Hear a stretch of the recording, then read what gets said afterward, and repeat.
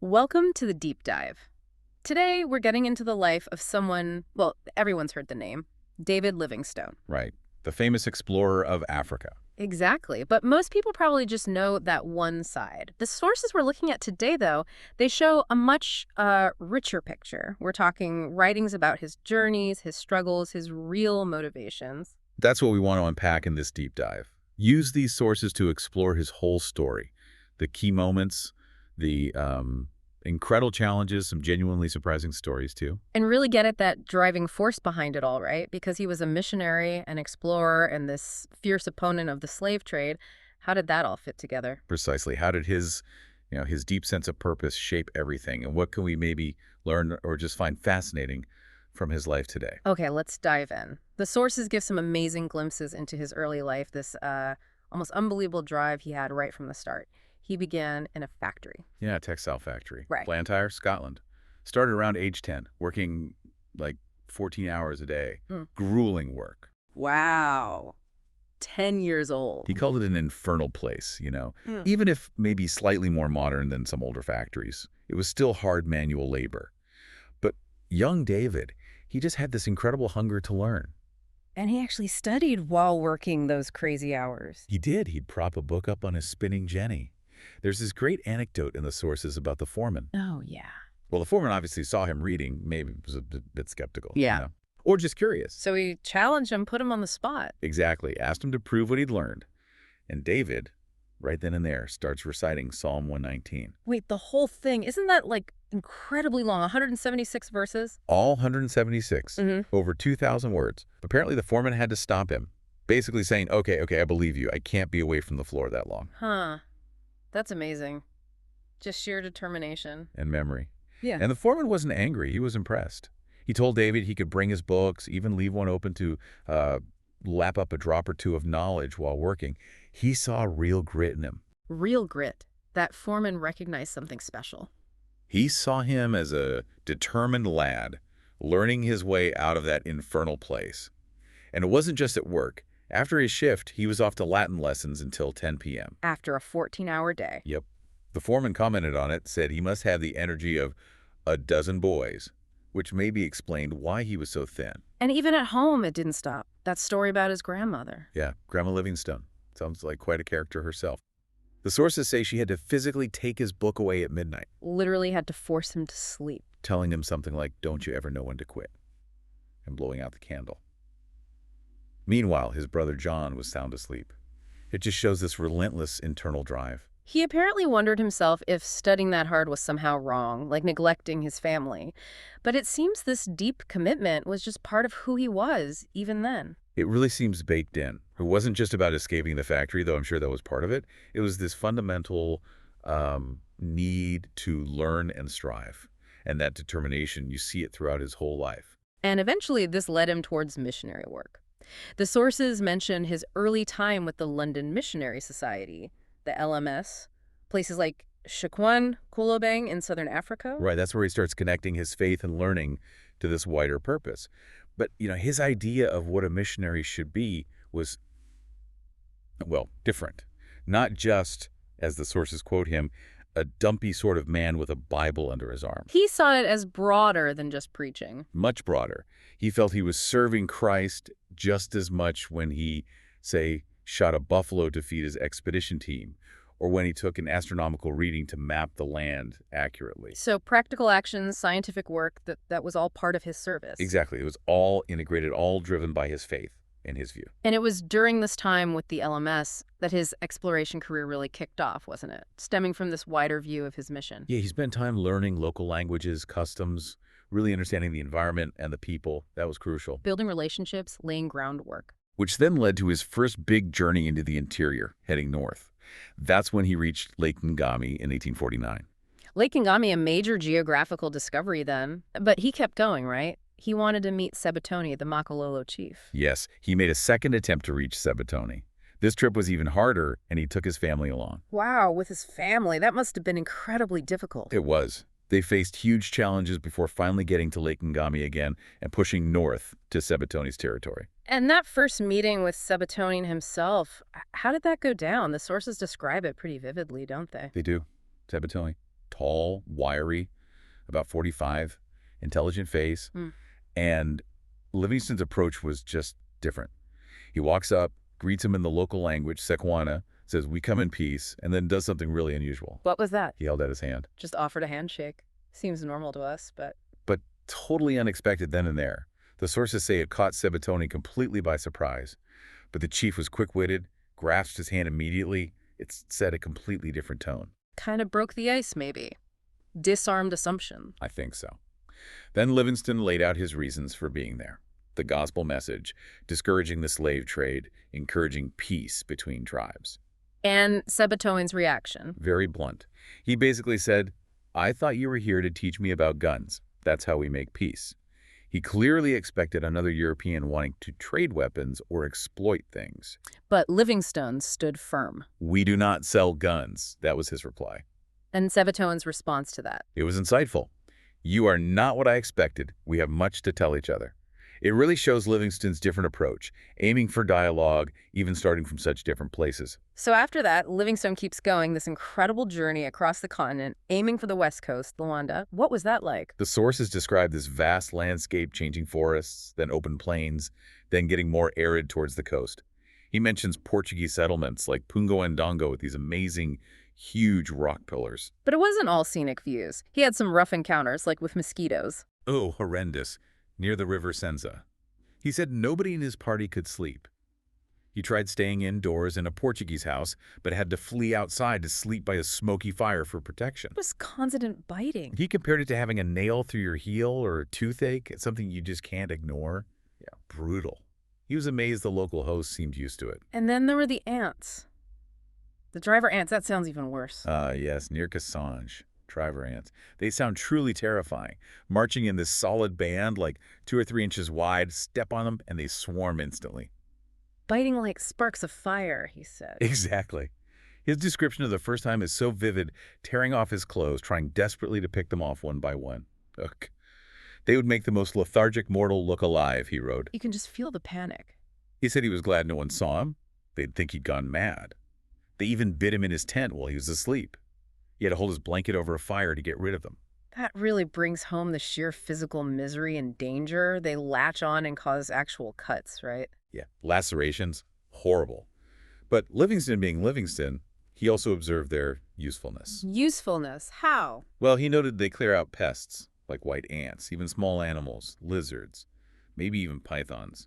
Their sheer numbers make them effective scavengers, in a way. So even while suffering, he's making scientific observations. Classic Livingstone. He did find some kindness too, though. Yes, thankfully. Like a Portuguese commandant at Embark giving him cattle, or another one at Tete giving him clothes later on when his own were lost or worn out. Little moments of help. And on his return journey, heading back east across the continent, he found the Zambezi River. Another huge geographical discovery. And along this massive trek, he met all sorts of different tribes and chiefs. Some encounters were memorable, like Chief Kadamo. Oh, the one who rode on his spokesman's shoulders. That's the one. For formal occasions. The source notes the contrast, a slender spokesman carrying this stout 6-foot chief. Must have been quite a sight. Definitely. And he met Shinte, who seemed genuinely concerned about the slave trade. Yeah, Shinte seemed troubled by the idea of selling his own people for, trinkets and cloth. Livingstone tried to explain how it was destroying the tribe, and the sources suggest this was quite a new idea to Shinte. So Livingstone was trying to shift perspectives there, too. And then there were the Batoka people. Their greeting wasn't exactly his favorite. The Batoka salutation. He found it very disagreeable. They'd throw themselves on their backs, roll side to side, slap their thighs really hard, and shout, "Kita Bomba!" Oh. It was their way of showing thanks and welcome. And he just found it awkward. Terribly awkward. He tried to tell them to stop, found it painful to watch, but they thought he wasn't satisfied, so they just did it harder. Oh, no. More furiously. And slapped their thighs with greater vigor. He saw it as a sign of their extreme degradation, which shows the cultural gap. But yeah, definitely not the welcome he was comfortable with. Talk about an awkward encounter. He also had that near-death experience with the buffalo. Yes, a really close call. Just walking on a plain, suddenly a buffalo charges him. No time to react, nowhere to run, except a tree way too far away. And he thought, what if my gun misfires? Chilling. Exactly. As it got close, it swerved near a bush, exposing its shoulder.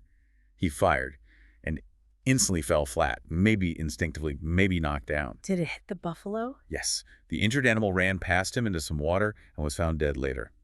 He describes gathering his men afterwards and expressing thankfulness to God, a raw moment, constant danger, but grounded in his faith. And after all that, he reaches probably the most famous landmark he encountered, Victoria Falls. Right, known locally as Moziotunya, smoke does sound there, or Shangwei. Yeah. He was absolutely awestruck by it.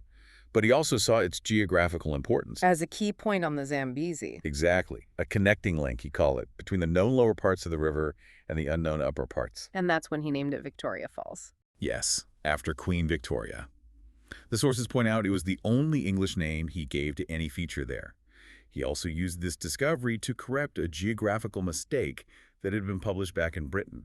Someone claimed the upper and lower Zambezi were different rivers. Yeah, in a journal called the Athenaeum, someone argued the upper part, the Liambi, just disappeared into the Kalahari. Livingstone used this funny analogy, like someone from Timbuktu saying the Thames and the Pool of London were different rivers, to show how his finding linked the whole system. So using his direct exploration to set the record straight. Now, after this epic journey, he made a big change. He left the London Missionary Society. It wasn't out of the blue, according to the sources. The LMS was changing, and he felt they weren't really equipped or innovative enough to support his kind of work anymore. He wanted to follow his own plans. But not abandon his core mission? No, he stressed he wanted to continue as a private Christian.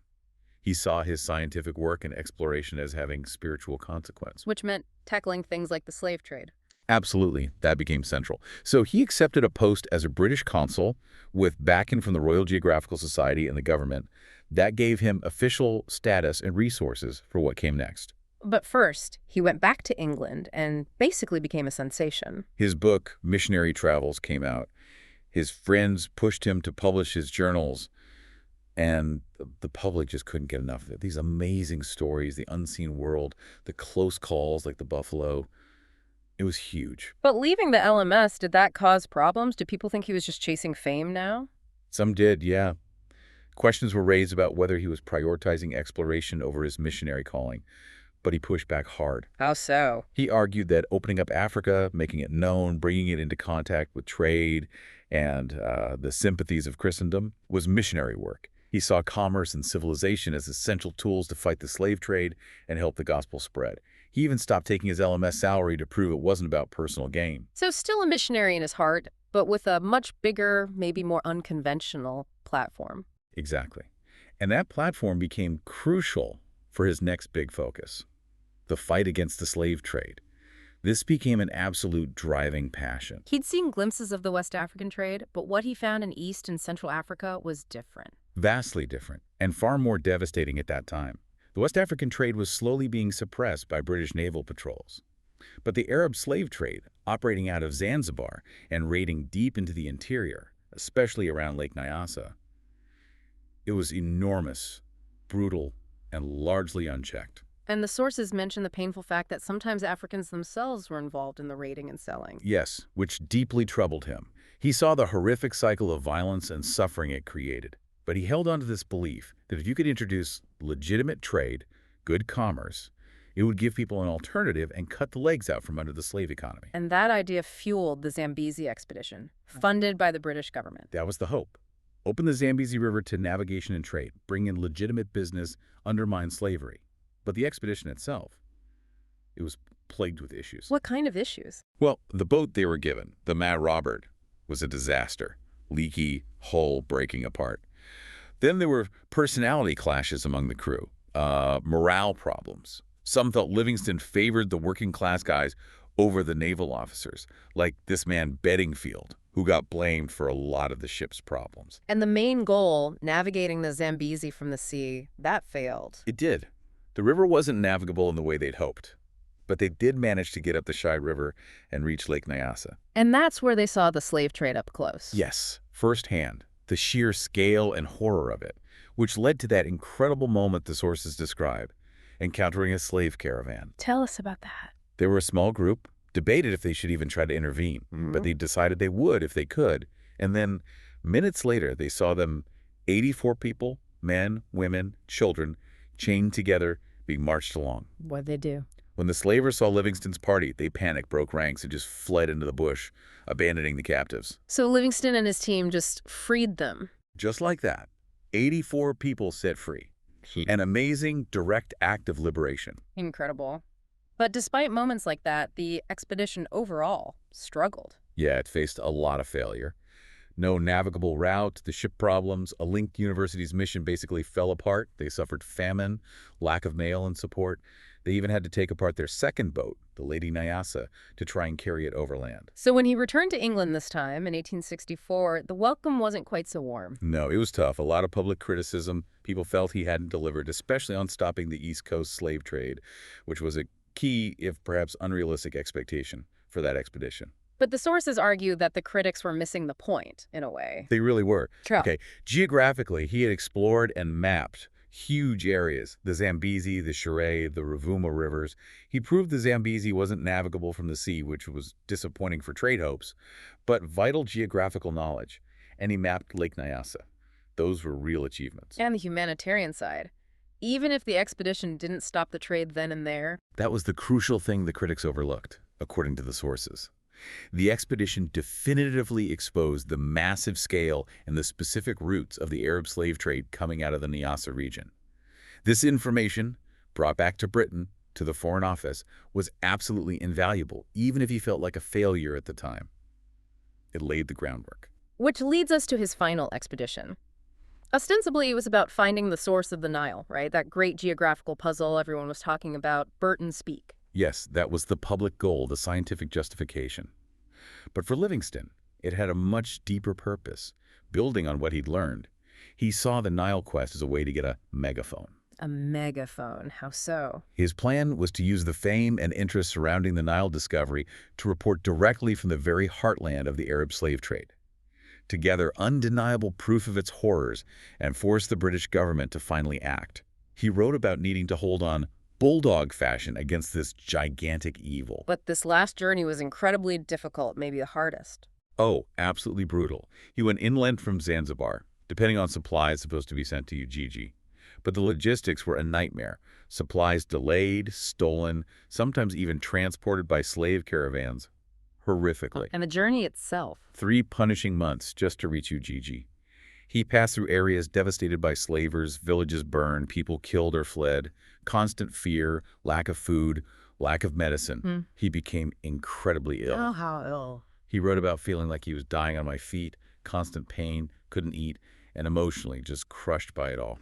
Heartsore and sick of human blood, he wrote, seeing the slave trade's impact everywhere. Meanwhile, back home, people were getting worried. He'd been out of contact for so long, which led to that famous newspaper intervention. The New York Herald, the publisher, James Gordon Bennett Jr., sent Henry Morton Stanley on a mission, find Livingstone. And Stanley actually found him at Ujiji in 1871, the famous meeting. The famous meeting.